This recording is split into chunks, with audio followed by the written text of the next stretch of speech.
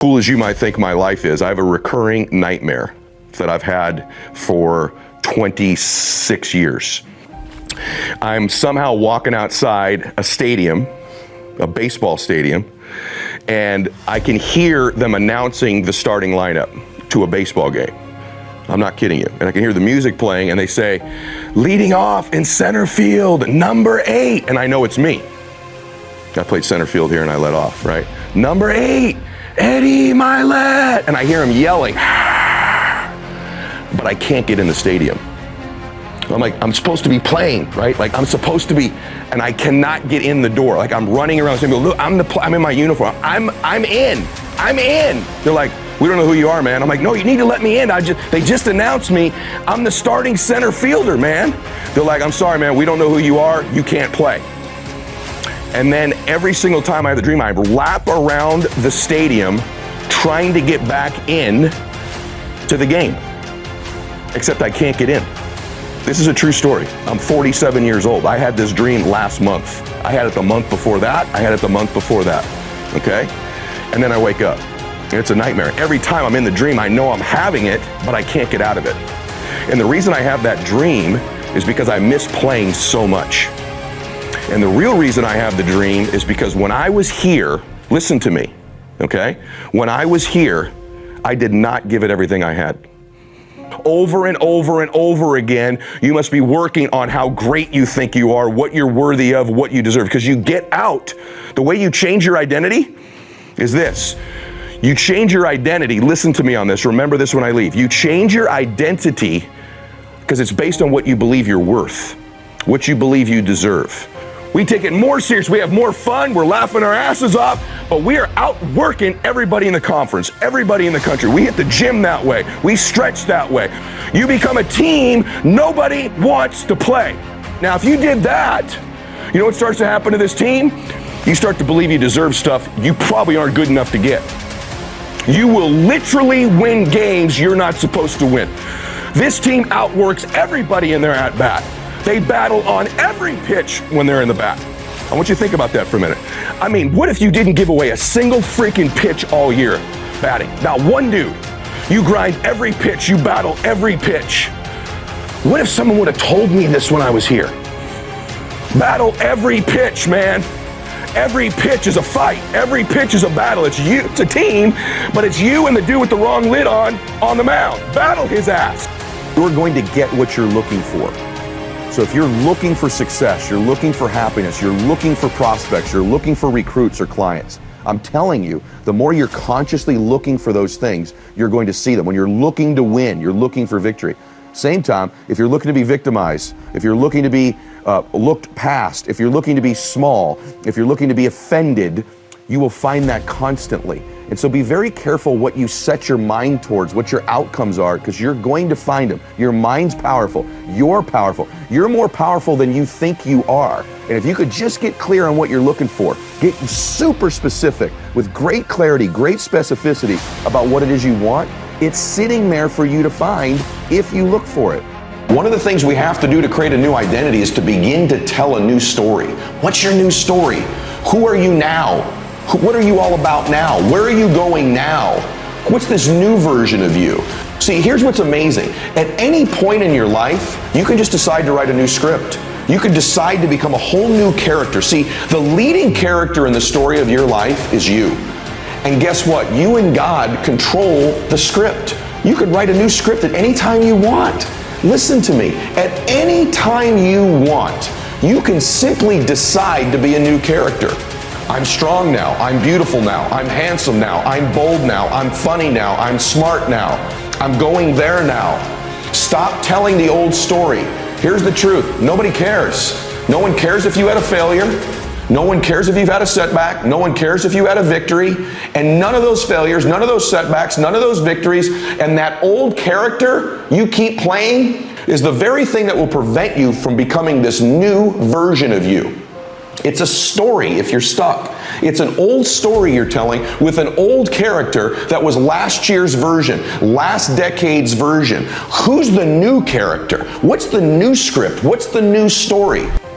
Beliefs are so important to guard Because once you have a belief, your brain goes to work, and I've said this in another audio video, where your brain has to go to work to prove your beliefs to be true. Your brain literally goes to work on finding the evidence to prove you right. And so that identity, you're constantly reinforcing it. Let me give you an example of what I mean. If you believe a certain worth about yourself, a certain identity, that impacts the type of action you're willing to take. So if there's a goal you've got set, it doesn't matter what it is, pick a goal. To the extent that you believe it's consistent with your identity is to the extent that you will make an effort towards it. It's a self-fulfilling prophecy, however, because what happens is if your identity is here and the goal is there, you will only make an effort congruent with what you believe you're worth. And so that limited effort you make produces the result not consistent, and it reinforces the belief. It's like a self-fulfilling prophecy. So you set a goal that is inconsistent with an identity you're working on. You will only make an effort consistent with the identity, which will get you to here, doesn't produce the result, and it reinforces this belief you have about yourself. So it's important as you set new goals, as you set new visions, that you also upgrade your identity simultaneously. You're in process of upgrading it, because that identity impacts the effort you make, right? Impacts the will you put towards it, and that will is reinforced by the lack of result, and so it becomes this self-fulfilling prophecy. So your mind has this belief it wants to prove to be true, and it starts to find references. So if you believe you're 75 degrees, it's going to start finding legs to put under that table to make it immobile so it can't move, to prove you right. And so our identity equals our effort, and the challenge is that effort produces the result. And so this identity has everything to do with the effort you make, which produces the result, which will reinforce the identity or the lack thereof. So it's critical that you upgrade identity with your new visions and goals. I don't really believe in this mentor stuff. I don't know that I buy into that. Like I don't think I influence you by you necessarily asking me questions and I answer them. Don't you find that too? Like almost sometimes people that want you to mentor them, they're almost interviewing you. And I think that's almost like a school teacher. So if you look at your kids, the people that influence them, their teachers influence them to a degree. That's like a mentor, right? Because they shape them and mold them, and there's influence there. But who do you really worry about? You worry about who their friends are. Because their friends, you show me their friends, I'll pretty much tell you who's influencing them. So I think what I do a decent job of is when I do get to know these folks, I don't treat them like they're some God figure, or they're any different than me or any better than me. I treat them like a friend. And I want to make them my friend. You're talking about people that maybe have achieved something in a space above you. They're constantly, Donovan was on your program earlier, he'll tell you, people constantly, when you're in that environment, treat you as if you're different than them or better than them. There's a million people like that. They're not any better than you. They haven't have a blessing and a skill or a set of facts and knowledge that's ahead of you. So make them your friend. That's how, like you and I, we're becoming friends. The way you're going to influence me, I'm going to have influence over you. We're going to have an interview today. We're going to learn some things, but really is our friendship, just associating, just being around each other. So I think probably the biggest thing is I've made them my real friends. Okay. You want to know the truth? If you're going to have a long-term relationship with somebody, this is something people don't talk about ever, but I'll say it. You better stay attracted to them. You better have physical intimacy with them. And if you don't maintain that part of your relationship, like you keep dating, like, man, you start keeping it spicy all the time, physically, I'm talking about. What starts to happen over time is you start living with just your friend. And in most relationships, I have a lot of friends. I don't want to lay next to them every single day. Right? I got a bunch of really good friends that are male and female, and I don't want to be married to them. And if you allow your spouse to turn into just your friend, that you lose that intimacy, that physical connection. One of the keys, I would say, is I'm super attracted to her still. And I think she's incredibly for no reason whatsoever, miraculously attracted to me still. And so I think that's one part of your evaluation. How often do you touch each other? Do you hold each other's hands? At different stages of your relationship, physical intimacy can look different ways. I doubt at 80 years old, we're going to be doing what we do now, but I'm going to be dancing with her in the living room, I hope. When I was dating her, man, interesting thing.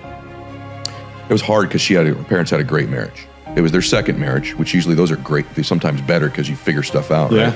But every time I go pick her up for a date, not every time, that's not true, many times, when you'd walk up to her front door, you could see in their living room. And I get emotional even saying this, but I would walk up to the front door and I'd expect it almost after a while. I'd see Howard and Patricia, her mom and dad, slow dancing in the living room. And there's just music on, no TV. They would just dance together, slow. And I don't know what they were doing after that. You know, I don't want to know. But the point I'm making to you is they kept it romantic. They kept physical intimacy in their relationship. And he was in his 70s and she was in her 60s. but they kept that going. It was such a good example for me, because my parents, who were very much in love, never touched each other. I never saw them say, I love you. They weren't physical at all around us and didn't even touch us very often. I'm real conscious of always touching my kids and hugging them and always making sure they feel me. And so I think that's been one of the foundations of our deal. We do a date night once a week, so we're actually out doing something. And, we're very, very different people. She doesn't have an ambitious bone in her body, no achievement. She could have any clothing she wants. She wears jeans and a t-shirt. There's nothing about her that's that way, but she believes in me. She believes in me. And that's, people can love you and not really believe in you. Yeah. She believes in me. And that's always given me strength and confidence throughout all of our ups and downs or whatever they are. I feel like that's one of the great gifts, is her belief in me.